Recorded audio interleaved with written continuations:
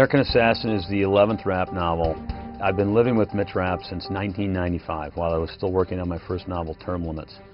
When I introduced him in Transfer of Power, he was in his mid-30s, and I always wanted to go back and write this story about the birth of Rapp. My inspiration for making American Assassin a prequel was that there was this missing period in Rapp's life. Everybody meets him in Transfer of Power. He's already a highly trained killer. He's already been on these operations all over the world.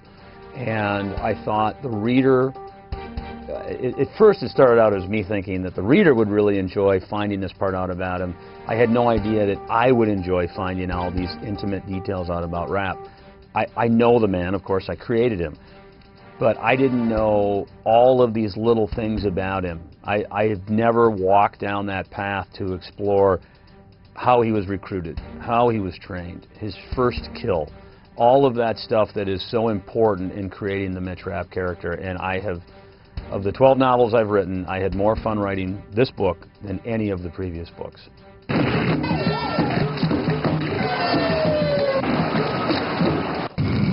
I graduated from college in 1988, and I remember that following December, the tragedy of the Pan Am Lockerbie terrorist attack.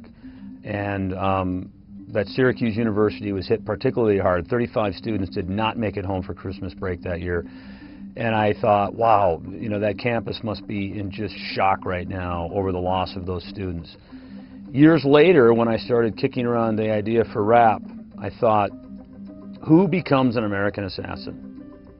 It's a pretty strange calling for a young man to take a career path to choose after college. And so I thought, this person is going to have had survived a pretty traumatic event.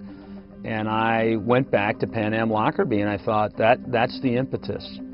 It's a type of, something like that, a tragedy like that would be the type of thing that might motivate a guy to go to work for the CIA, to be recruited by the CIA. And so that was why I chose Pan Am Lockerbie, and that's why I dedicated American Assassin to victims and the families of that horrible terrorist attack.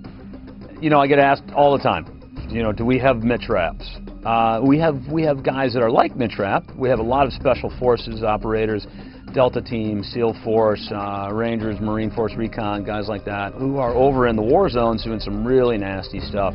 And it's funny how many of those guys then go on to work for the CIA in their clandestine service. So while we have guys who are similar to Rapp, I don't think we have anybody quite like Mitch Rapp. At least legally speaking, that's the answer I'm going to stick with for the purposes of this interview.